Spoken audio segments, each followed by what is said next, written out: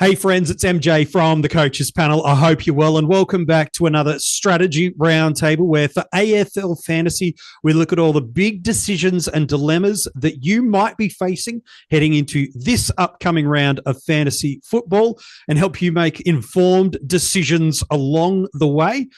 Well, because it's getting really to an interesting part of your fantasy footy season, that is for sure. Joining me on this podcast, he's been the buy round specialist of the Coaches Panel that just keeps hanging around like that mid-price you can't trade out of your team. It's Jordox. Hello, mate. How are you? Good, mate. You could have just said like a bad smell. That's all right. I know how it works. The Tom Powell of fantasy football, my friend. And you keep calling me the buy specialist. I wish I could say that was the case with my team, but not quite. But good to be back, mate. Really interesting week.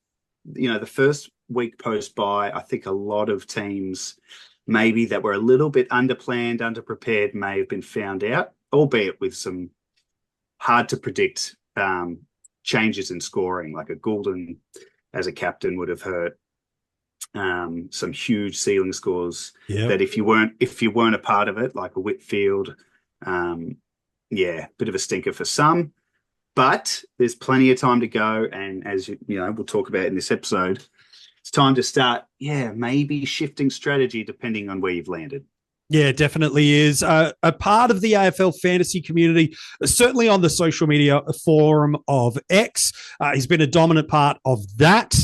He's been on the podcast before, and definitely if you play AFL Fantasy W, you know and love the work of Liam. Mate, good to have you back on the podcast, and thank goodness the buys are over and we're into the downhill run to the interesting part of your AFL fantasy season. It's a fascinating next couple of weeks, isn't it? Oh, it's some of the most interesting kind of footballs tactically is happening at this point in the season. There are more teams alive for finals than we basically have had in a very, very long time. And we're seeing some fascinating tactical shifts to try and account for what appears to be a slightly new game style for the first half of the year.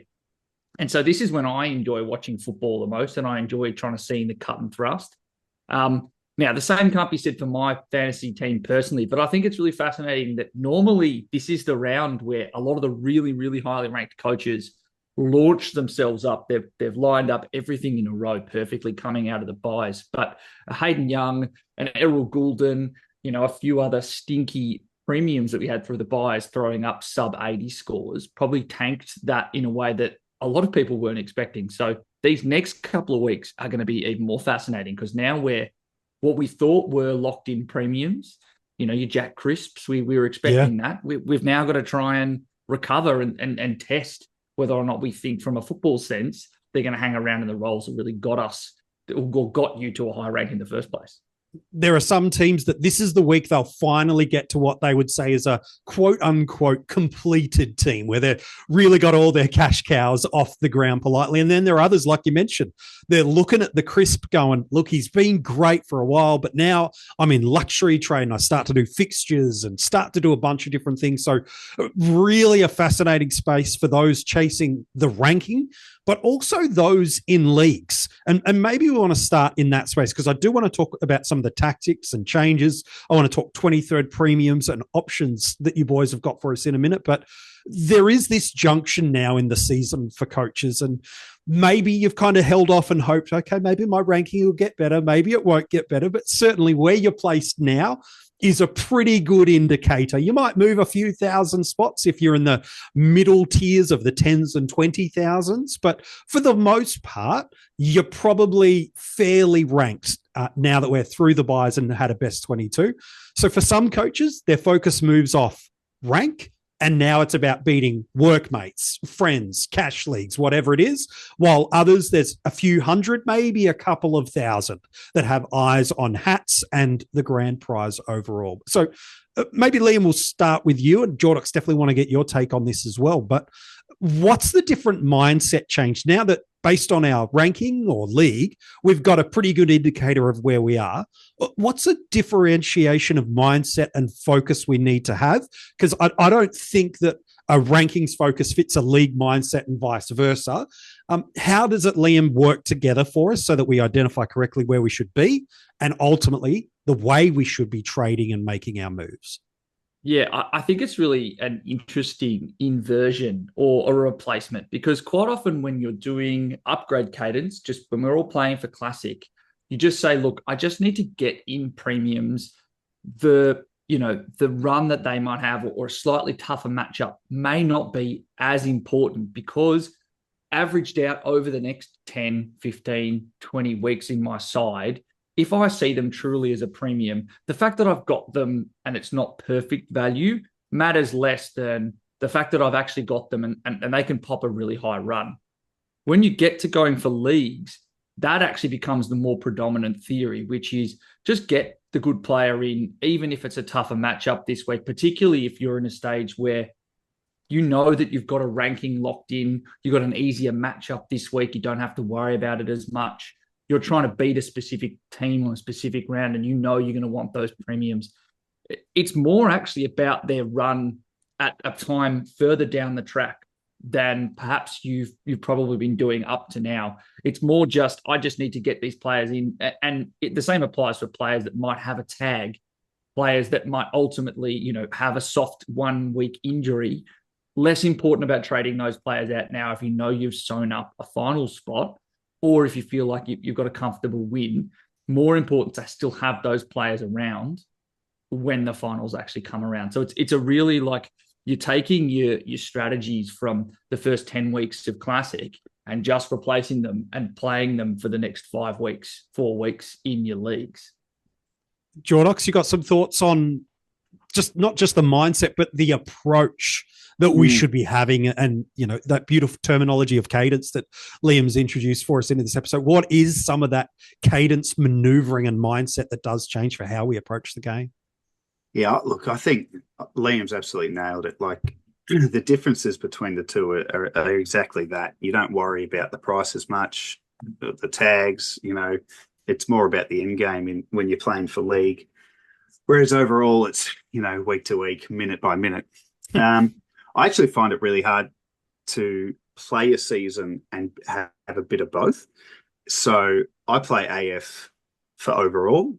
100%. I don't have any leagues that I'm paying attention to.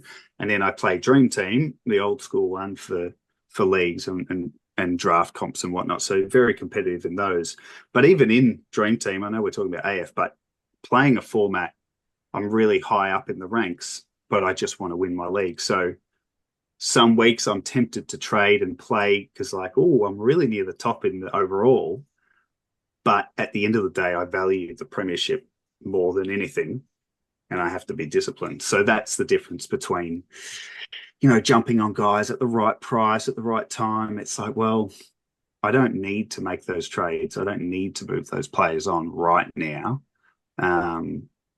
But it's very different when it's for overall. So, yeah, look, in terms of changing your strategy now, I mean, you might be someone who does have eggs in each basket, and yeah, maybe we've turned around after the buys and your ranking's pretty average. You could maybe just move all your strategy to one, or it could be vice versa. You could be having a really good overall and for some reason not in your league. But I do think it's hard to balance the two of them for a lot of the reasons Liam laid out. Yeah, one becomes the lead, one becomes the lag.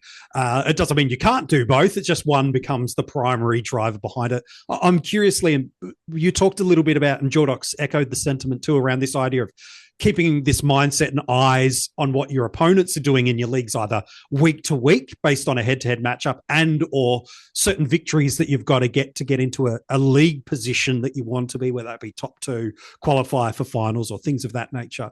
If you're going for a rankings focus, just to kind of pivot the conversation there, do you use tools such as the identification of players that are owned in the top 100 and top 1,000 if you are going for ranks? Do you use a similar ideology to borrow that across and go, okay, an Elliot Yeo type, for example, might be only owned in one or two teams in the top 100. Does he become a more appetizing differentiator as opposed to a potential other Will Powell, for example? So how do you use the ownership percentage in the qualifying top end, and is it similar to the way you'd approach a league mindset? They are fascinating. I actually think the league mindset is far closer to what you see, like the super high, like top 5 ranks, talking about when you get to the final part of the season and it's going, okay, I need to be matching these certain players because I know that I don't have them, but we have these points of difference. Therefore, with this match cup coming up, I need to make sure I'm covering for this game. Whereas, the kind of top 100, top 1,000 thing, that's a fascinating thing to be doing when you are just going for ranking. But I think that it should only start to become a consideration around about this time of the year when you are maybe trying to take an aggressive step or you feel like someone's being undervalued. But I don't think using it as a primary driver at any other point or making it your primary driver at any point in the season is a good way to go about playing fantasy, because I think you're looking at the wrong factors if you think that, the amount that coaches own a person is determinant of their value or should be the highest ranking, reason to bring someone in. But it is, it's a fascinating little like buy play. It's really like when you get to this league matchup time of the year, you're actually taking on some of the most important strategies from Classic. It's just that you're marrying up end of season extreme strategy on players with early season trade cadence for Classic, which I think is like I've only had to do it a couple of times in the last few years, but it's a fascinating way of like realizing that you're not actually doing anything that new. You're just melding them together at different times.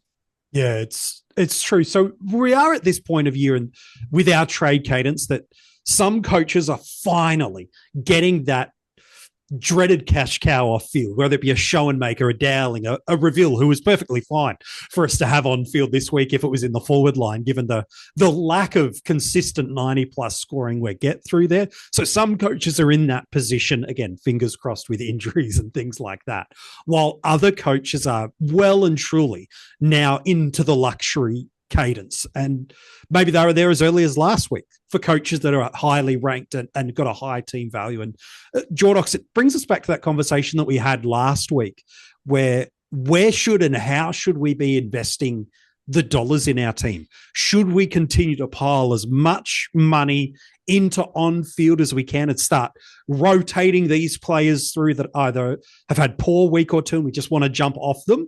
Or are we trying to still build a little bit of bench hygiene, but at a higher level? Because sometimes it can trip us up. A great illustration of that is Clayton Oliver. On paper, it made an enormous amount of sense to move off him. It made so much sense. And yet those that traded out of him, unless they got into a player like a Noah Anderson, a Lockie Whitfield, or a Josh Dunkley, where they get the top sort of score of the round, they do lament, I made that trade and really didn't make any points with that sort of trade. And so we'll get to some players specifically in a moment, but has your mindset changed or evolved in the past week or so around the mindset of, is it worth getting a 23rd premium and building depth?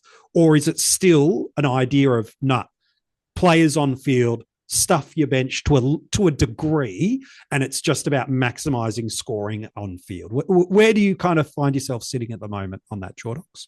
Yeah, it depends on so many different variables, as we know and love in this game. So I guess, for example, before I'd be adding a 23rd premium as a backup, I'd be evaluating the 22 I've got and saying, not every single one has to be top 6, top 8, or even top 10 in their line, but you want them to be close enough. You want their form to be pretty good too. So before upgrading, another kid to an underpriced 23rd premium that you can use as a loop from week to week, I'd be looking at the field and saying, well, who's on there at the moment that's either out of form, someone I'm not expected to be, top 10, say, in their line from here to the end. Not what they've done to this point, but from here till the end. So guys like Sexton, who has been great, but we're all sensing possibly a role change, even though that didn't really eventuate second week with power. Someone like a Nick Martin, he's been great all year, starting to just trickle forward a bit, hasn't impacted his scoring until last week. And then the other bit is the position. So, we know the scarcity of high quality primo forwards this year. we've been talking about all year, and we haven't had the DPPs come in to save us in previous years. It really is what it is at this stage. So trading out, the measure and the worth of your F6 versus your M8. And then as a direct knock on, if you had an F7 you were playing with versus an M9, it is quite different. So I think if your 22 are pretty much set, you can, start looking at your backup guys. And, it's not even necessarily a case of trading in a backup guy. I know we're going to talk about some 23rd options later, but it's more about getting in the most informed, affordable, brilliant primo of that line and shifting maybe one of your underperformers to the bench to be a backup. The other thing you've got to look at with any of these things is the fixture. It's no good if your loop guy is just a Sunday guy, and I don't know the fixture, but I assume sides like West Coast, Hawthorn probably get lots of Sunday games based on previous years, not this year, versus, your Collingwoods and your Essendons and those sorts of guys that you can loop on a Friday night or a Saturday night. And then if you've got that Harry Barnett type, that's more for vice captains, really. Yeah. Scratch that last point. The rest of what I said made sense. I understand where you're going to. Liam, where's your thought process on this? I know you've thought it through a fair bit. What's your take? Yeah, I think it's a really fascinating thing, and it's definitely one for fantasy players. Probably haven't been exposed to nearly as much as in Supercoach or in the limited trade formats, where there's been a need to cover for, when you run out of trades, you need to have some kind of coverage as a premium. But what I think is really fascinating, and I don't think it's been discussed nearly enough, is that I'm actually not seeing a 23rd premium nearly as much to protect for bad forward scores, because I would actually say that in the last 6 weeks, the forwards have really stabilised. Forward floor scores, if you've avoided Simpkin, for example, I think, and Fisher has an injury, but the real floor scores have kind of started to dissipate. I actually think the more important thing that they can cover is in a week where you've got an injury or forward, and at the same time you have someone is getting a tag.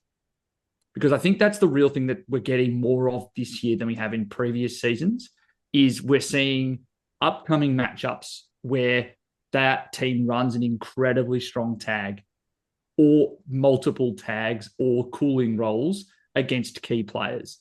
And for a very long time, the best midfielders, we haven't had to worry about that nearly as much. There's been your classic tag targets. Lockie Neal has always been, in the last 3 years, has been probably the most impacted consistently by tags. We haven't seen that same prevalence. That's changing a bit this year.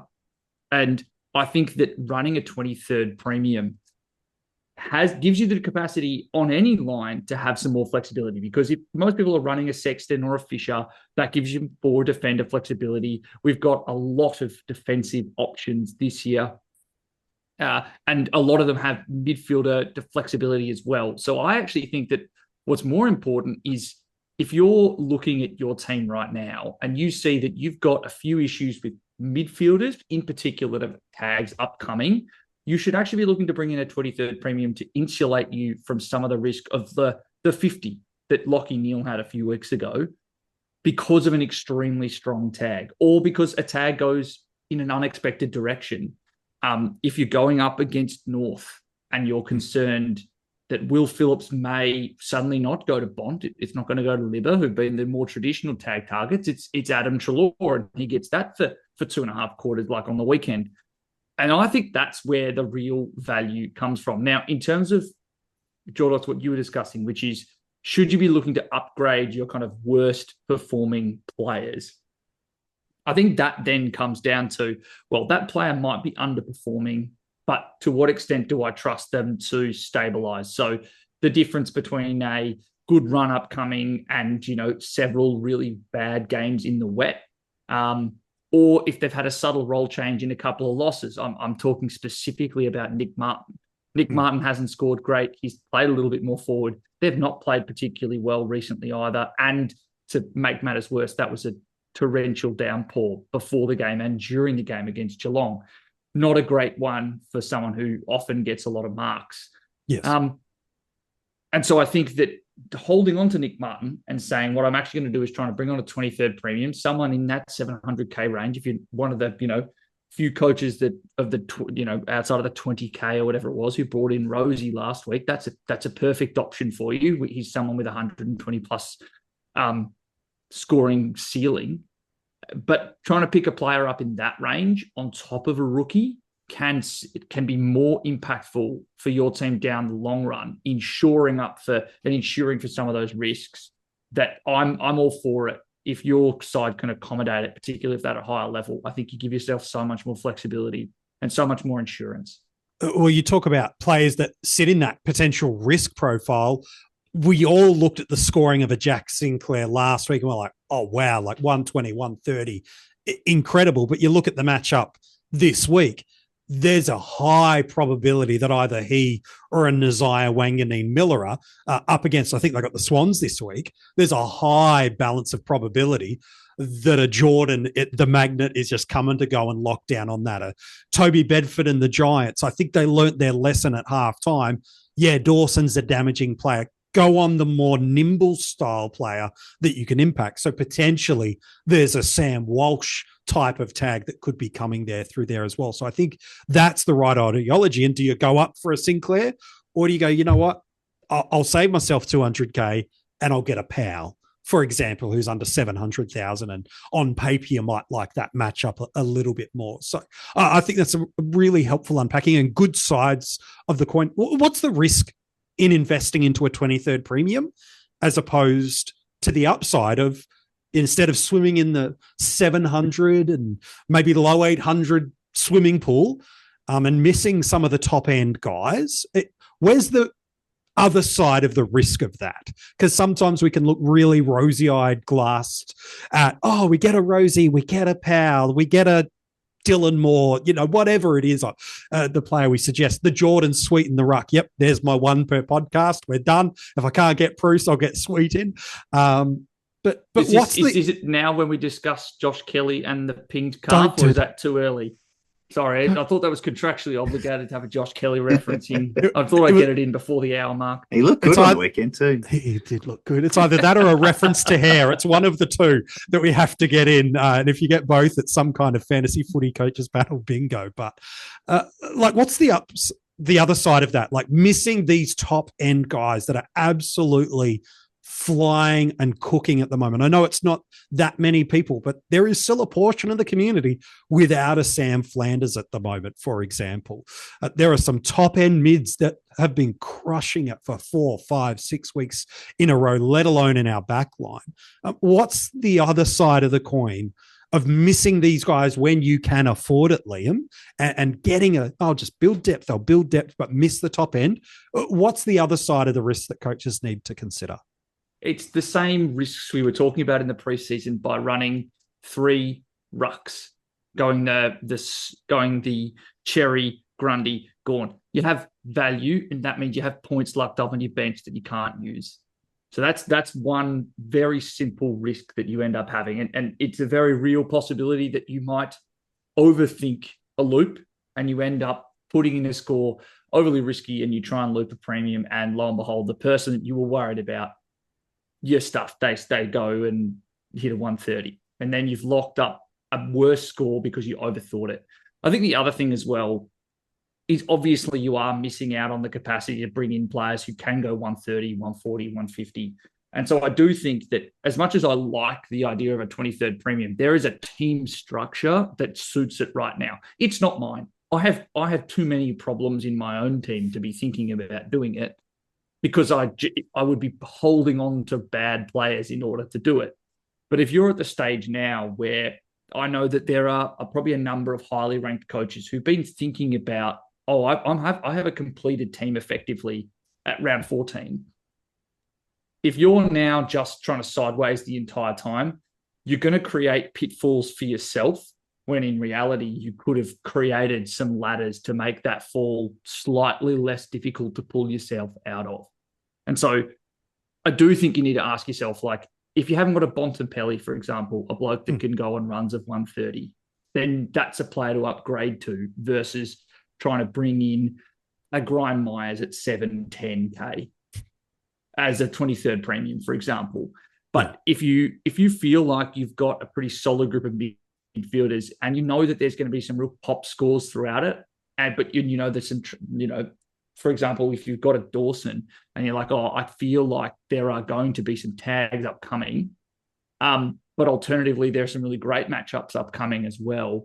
Maybe running that 23rd premium gives you the peace of mind to not waste a trade, or possibly two, to trade him out and then trade him back in again further down the line. And you can really conserve the trade for when issues will crop up, because we've actually largely gone unscathed on premium injuries for most of the year. So heaven forbid I jinx anyone's team out there. Mine's already completely broken. I've got the Tom Green one, so let's not even go there. But it's definitely eminently possible we're going to get one of those at this point. Yeah. Don't sign yourself up for two trade in, trade out. A lot of people did that with Ryan this week.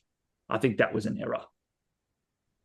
Yeah, and I was going to say before as well, we are getting to the point of the year now. I mean, every club's had 2 buys now, so theoretically they should all be refreshed. But as they start their march towards finals, we're going to see, I think we're going to have some more painful Thursday nights than we have with selection so far this year. Because like you said, touchwood, by and by, it hasn't been too bad. I can't recall too many nights of Thursday night carnage, as we like to call it.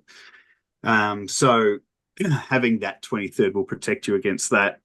And I guess, MJ, you were saying, that what are the downfalls of that strategy? And it is, not getting a, like you said, a Bontempelli and getting Rosie instead. Maybe the value makes it much better, but the points are really what we're chasing. Points are what take you higher in the overall. Doesn't matter about the cash you saved, as nice as it is to save cash. But I think the risk is, and I don't call it getting too cute, because if you've got 22 primos and you bring in a 23rd, I don't think that's getting too cute. But there is a high chance you get burnt and you end up fielding the wrong player. It's like rookie roulette. How painful is that when one week you put this guy on because you think the role's good or the matchup's good and he scores 50, and then his mate on the bench drops an 85. It's like, okay, well, next week maybe I'll switch it up. What happens? The scores switch. It's like playing rookie roulette, but you're playing primo roulette. It's not for the faint-hearted, and you've got to be super prepared. You've got to have the right loops in place, know the week, the days of the week each side is playing, be ready for subs, be ready for late ins. We've seen the horror stories where someone's, got an awesome vice captain. They whack the C on this player that was an emergency. And then I think the rest. Late in, disaster. So you've got to be absolutely all over it like a rash if you do choose to play it that way, because you could get caught with the wrong player on field and costing yourself points rather than the aim, which is to protect you from those lower scores. So if we are going to try to look at a 23rd premium, I know as you've been listening or watching, and if you're watching, hi, nice to have you on board. Comment below if you're into the 23rd premium or not. Thank you. There's the one per pod. Appreciate that one. He's referencing his own, not mine, just so you know. But if we are looking at a 23rder, and I think through the past 10 minutes, people have gone, yeah, this is a play. And then others go, no, this is not. And then maybe kind of bounced back at it. And that's, like you mentioned, Elliot, that's why we're having this conversation, because it needs to sit. We need to process it. And it's an important thing to consider. If coaches are going to go a 23rd premium, who are a couple of the guys we could look at? I've given you some homework, lads. You've got some names for me. Liam, kick us off. Who are 2 or 3 guys we could consider if we want to get to a 23rd premium? Technically, it could be a value pick if you're still struggling to complete your team too due to some cash problems. But if we're going for a 23rd, who are you looking and why? Okay, so I think that I took this 23rd premium. I'm going under 800K. I'm assuming that most people are going to be trying to only using, let's say you've got a Joe Richards and a Joel Frazier, for example. You're getting to 800K maximum. I think there are a few players that have had good last 3 runs that I think can put together consistent scores that are well above what your rookie's going to be putting up. I think the first one is flavor of the month, and that's Isaac Rankin. I think running Isaac Rankin even as your S6 and trying to use Alex Sexton, for example, as your 23rd premium, a perfectly rational strategy that I would fully endorse. I think I owned Isaac Rankin after he had that pop score before the Essendon game and sadly had to trade him out due to injury, but I love what he's rounding into. MJ, you'd also mentioned Elliot. I don't actually think that that's the worst option because I do think that there's some real, there's some role security for Elliot. And earlier in the year, we were like, oh, great, he's insulated from risk because we've got best 18 during the early buys. Doesn't matter. We'll start the season with him, even though we know that he's liable to pop an injury. If you're using him as a 23rd premium, you're again not relying on him in this same way that we have done in the past. And then I think another one that I think is like slightly out there, but just because they play so many games on Sunday. So I think this is really helpful. If you've already got a premium and you're worried about a tag, then if they use the tag, then you bring him in. And that's John Newcomb, because I do think that we've seen in the last couple of seasons, he's a better scorer in the back half of the year. They do have they have an okay set of matchups to finish the year, but it's that Sunday fixture that could really help you. If you're looking to get a 90, 95 and really insulate you from some of the really bad 50s and 60s you can get when a Chincotta sits on you or when Marcus Windhager completely destroys your day.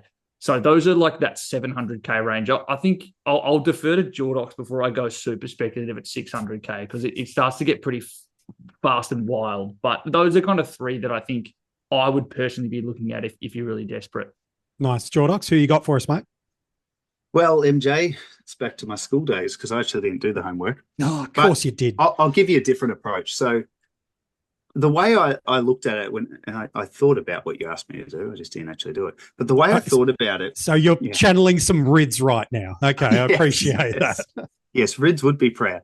But the way I looked at it was less about a 23rd player that I'm targeting and more about a case of, if I'm playing that strategy, I'm not actually targeting a 23rd guy. I'm targeting the top dog that I've missed out on, be it a Bont, be it say a Flanders if you don't have him. And so I'm actually more looking at my side and thinking, who are the players that any given week when they play, and these are primos, right? They're on my field. I'm nervous. I know that this could be the week that this player cost me big time.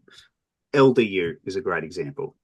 We know what he's capable of, but we also know that he can have a really good game and just score an 85 in fantasy. So he's probably someone I'd look at upgrading around him, getting in, a Sam Walsh, who I don't have, and pushing him to M7. How many we got? M9 rather. And playing it that way. So when I talk about the names, I'm thinking more of guys that people might still have that rather than getting rid of or upgrading, if you can upgrade around, could actually be quite handy. So I think about a Jack Crisp who, the smart coaches jumped on early, still have him. We're now starting to see, I think he had one bad game. We may be overreacting, but I know DeGoey's back last week. Pendlebury was back. They've got some more soldiers coming back. I'm sure Tom Mitchell's not far off. So anyway, they have a lot of Friday night games. I think they've got at least 2 or 3 on the run home that I had a quick look at. He's someone you could whack an E on, and that's your 23rd and play it that way. Similar guys would be Tom Stewart, who's under 700K. And, for anyone who owned him for even 1 week this year, has been very frustrating. What about those that owned him for 2? Yes. Yeah, I might be getting back coming up. But if he's got this midfield role, okay, he's a great D7. Other guys include, Jack McRae. I mean, he's so poor. He just scores 60s. Don't do it to yourself. Just don't. No. Get rid of him. Just get rid of him. But Oliver was the perfect one. Yeah. If anyone was in a position to just push him to M9, chuck an E on him, and just see, they would have been laughing last week. So I guess the way I've looked at it is a little different. Instead of targeting 23rd, it's who are the guys that would cut everyone's got one of these guys They're a pain in the bum.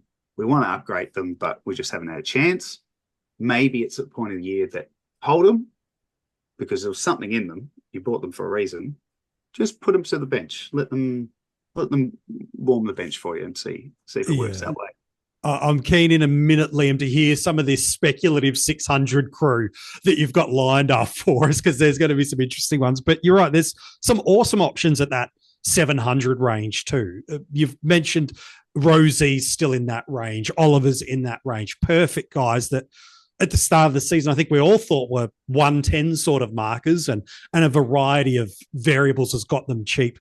Powell, I've already mentioned in this podcast, he's under 700,000. But if I'm going to 23rd premium, I'm looking for a guy that's got ceiling. I don't just want to drip my way to an 80, 90, or even a low ton. I'm looking for someone who on their day can absolutely rip a 130, 140, 150, 160 out, and players like a Jeremy Cameron sit in that range. If the fixture sits right, he's the style of player. So that's what I'd be looking for if I was looking for a 23rd premium and trading into one, not just pushing depth to the bench. If I was doing it, I'd be using, as Liam's talked about, looking fixtures, looking at matchups, and who's in that ceiling spot, that I could almost take that kind of waiver wire approach of drafts, or your daily fantasy approach of, I'm just going to get this one, and if it pops, man, I'm onto something here.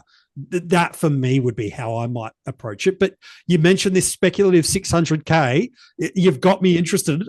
Give me a couple of the names. Options. I've got a few options. You want ceiling? I've got ceiling, and it's Jaden Short, because Richmond have an excellent run for designated kickers to end the year. They got Fremantle this week. They've still got a Collingwood, a St Kilda, and a Hawthorn matchup to come before the end of the year. He is bargain basement cheap at the minute, sitting at 673. Lockie Ash is another one who has a great run for designated kickers. And if Lockie Whitfield decides to share any kick-ins, he's someone that can still put together 110 on his day. I don't hate... You stole one from me. I think Tom Stewart is the perfect example. If you've got the capacity to bring him in, we know that he can score particularly well. If this midfield role holds, that's great. I also think that if he goes back to defence and teams start to realise that if they go to tag him, he'll just move around. Maybe he can return to his intercepting best, and we know that that's effectively 100 averaging player when he's there. One super speculative one, but again, it's a great run, particularly if you need one for a few weeks, and that's Sam Switkowski, who's well down. I actually haven't even got his price at this stage, but Fremantle have a great run to end the year. He's at 622K. Again, a player that's quite important to that team. He's played some of his best games in their last 3 to 4 matches, and that's when they've looked the best effectively this year. So again, I'm not suggesting, they've got my stamp of approval in any way, shape or form, but if you are desperate and you're looking in areas, and this might even be your F6 if you're looking to generate some cash. They effectively operate at the same thing at this stage and at this cash range. But yeah, I think there's definitely a few options out there. This is very much looking at runs upcoming through to the end of the year. I think what's interesting, MJ, I think at this stage, this is probably one of the earliest times I've heard the AFL fantasy community talking about 23rd premiums. I think this is a different type to the runs right at the back end of the year when we're talking about the Jeremy Camerons. We're looking for the Tex Walkers of last year. We're looking for those players that are searching for a Coleman or are thrust completely into the midfield and have a completely different role. And it's just like, well, if this fails, then there's only 2 weeks left. I think I agree, like the Jeremy Cameron play from 2019, 2020, whenever it was, that's about a month away. I think my call for consistency was more, look, if I'm going to hold this player for 8 weeks, I probably want them as a backstop more than as an exclamation point.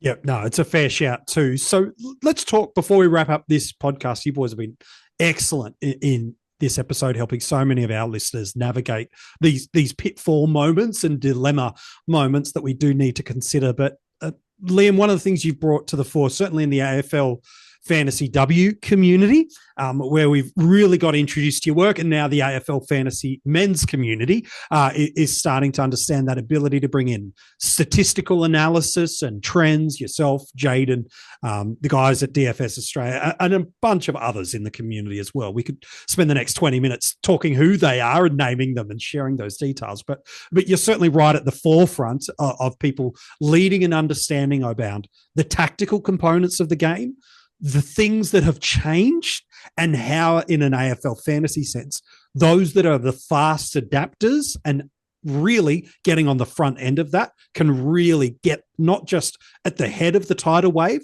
but really can get at the very onset of it as well. So what are some things you've seen over the past, let's say, just fortnight or so tactically in the game of AFL that is having a level of trending impact that for us in the AFL fantasy community, if we listen, learn, observe, and apply, gosh, we actually might start the tidal wave here? Yeah, I think we're as I said at the outset of the episode, this is some of the most fascinating football you'll see all year, because it really is at the peak moment where coaches are better able to predict what opponents are going to do, and then they're trying to come out with the counter punches, the counter attacks to try and beat that. So I think the most clear example that we've seen is with Lachie Whitfield. He had that stretch of really bad games where he was tagged aggressively out of the games. We've seen him come out of the bye, and you can see he's clearly got a greater license to tackle and a greater, there is a more of a directive to get the ball in his hands. But that one is almost one which has gone past us now, because he's now put together this great run. He's completely beaten what should have otherwise been a pretty tag-heavy situation. What I'm now at the stage of, and I was thinking about this after watching one of my favorite boys, Dan Houston, absolutely stink up the joint on the weekend. But I wasn't so much like thinking that Dan Houston had played badly.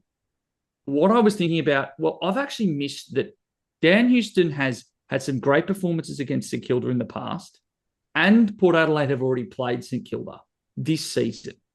So you're at the stage now where I would almost be suggesting, yeah, okay, look at who are the most impactful players from a week prior. But if a team has played each other prior, actually go back and read the match report, go back and look at the player ratings, go back and look at the fantasy scores, and also see who got coaches' votes.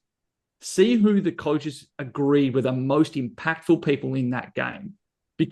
And then work forwards from there. Go, all right, Dan Houston was impactful the last game he played, and he's been impactful against St Kilda in the past. Well, what are you going to do then? St Kilda don't have a tagger that they run in their forward line. But since the return of Liam Henry and the fact that Dan Butler is healthy, they now have 3 small forwards who can run around after halfbacks all day.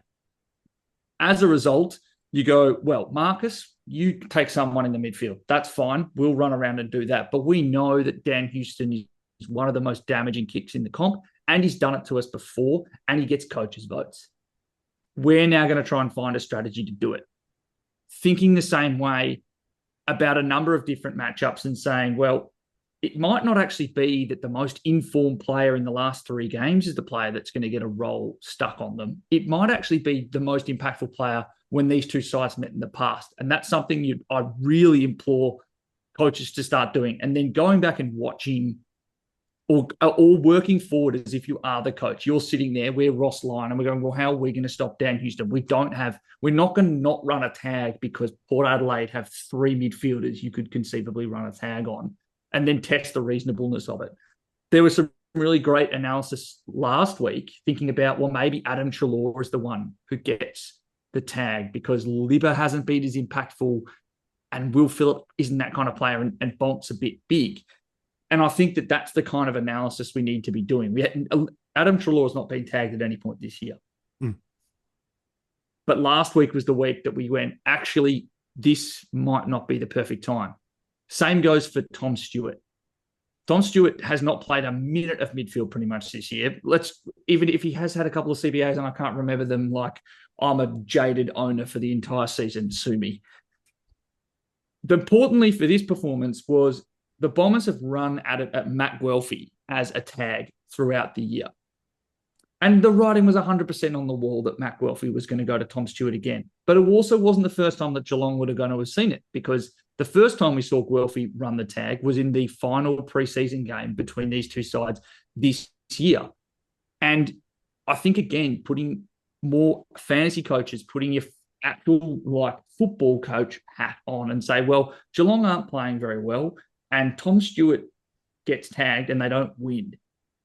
And they've tried pretty much everything, including sending him forward against Carlton, which was horrendous to watch. I have no idea why that was the case. But at this point, they've thrown everything bar putting him in the midfield. So I think it's very much a case of you need to be, at this time of the year, putting your coach's hat on and saying, well, we know that at the beginning of the year, we were just seeing all this halfback play. And then teams started to amp up the pressure a little bit as we got through the year.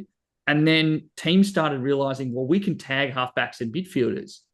And that's now been 4 or 5 weeks of that. We're now reaching the next point, which is you need to be watching to see which teams are good at breaking tags, which teams like GWS really facilitate their players getting off a tag, and which ones require very structural things like Geelong be able to break it, and making note of those so that when you are trying to predict roles going forward, when you are trying to see whether or not it will be an impactful game plan change, if that'll actually impact your fantasy side. So yes, that's my absolute diatribe. And so if it's completely rambling, but this is the time of year where you've got to be a football coach more than I'd say almost any other time.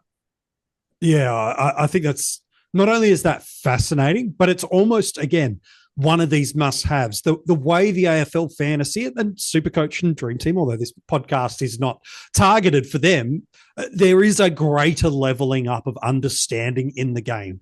Even this year, the bringing into the fore, Jaden talking about stoppage points versus transition.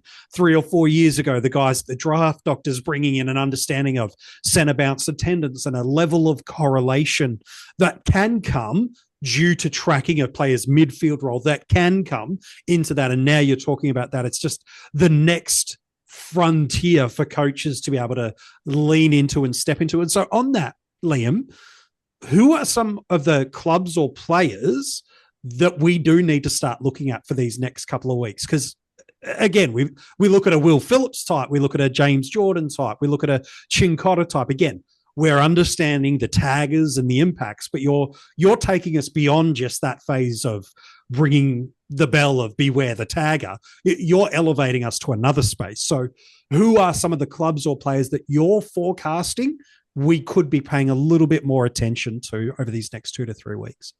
Well, it's my first example, and this is because I was doing some research into this over the weekend, because after I'd had this thought, North playing against Gold Coast, I would not be surprised if LDUCs took attention again. He was their only good player when they played last time. I think he might have got 8 coaches' votes. And that is absolutely the kind of thing that I reckon Damien Hardwick on his day might decide, actually, we might put some more stoppage attention. Oh, it would be a hard tag, but that's the kind of one where LDU hasn't been amazing recently from a football sense or a fantasy sense, but he was really good the last time they played. Another one that's going to be fascinating, I think, for me this week is listening to Coach Brad Scott talk about, we're going to make some positional changes. We're going to continue to tinker with our lineups. Writing on the wall for me, I would not be shocked if the Bombers try and run a tag on Nick Dacos in the same way that we haven't seen the Bombers run really a midfield tag at all this year. I think, and the worst thing is I don't necessarily know who it's going to come from. So this is a speculative call, but listening to coaches who talk about the need to stay positionally flexible, I think that when you're going up against such a dominant player like Nick Dacos, who has at times been tagged out of games, marrying that up with a degree of skepticism. So that's just from the next few weeks. But I also think that I would not be surprised to see Ross Lyon continue to tinker with lineups. And this kind of goes to my other point, which is a coach that's like on the precipice of leaving finals will make some pretty wild throws positionally or tactically in order to get things to work. Trent Rivers was Simon Goodwin's throw when they've started to look bad, and it doesn't seem to have done their midfield any harm. But Ross Lyon might be a coach that you see make some interesting tactical choices. Maybe Nixie tries to show something different and really tries to throw the magnets around. And so it's looking at that a bit of a ladder analysis. And this is something that I think I talked about the last time I was on. But now it might apply to, well, we've got to win a game in any way. Don't be overconfident in roles. So it's not necessarily like who are the specific. There are a few specific players just this week that I'm thinking about, but it's more thinking about some of the teams and the positions they're in on the ladder, and then either amping up or amping down your confidence that roles are going to stick, or that they might become extremely aggressive in stopping roles in order to eke out just that one extra win they need to stay, at 8th for an extra week, or to stay, in touch of the 8 for another week. Yeah, some brilliantly helpful stuff for us to be, again, able to look at fixtures, who's played who, what's coming up, where are players sitting in the ladder, what are the teams doing, put all those variables alongside your break-evens, your rankings, the ownership percentages. Correlate all these elements alongside it to help you make the most informed decision and trade decisions and captaincy calls that you can over these next couple of weeks. Hey, Jordox, it's been an absolute pleasure, mate, having you back on the podcast yet again. I think we're maybe up to 5 or 6 weeks in a row, which might just be a record for us having you back on the podcast, mate.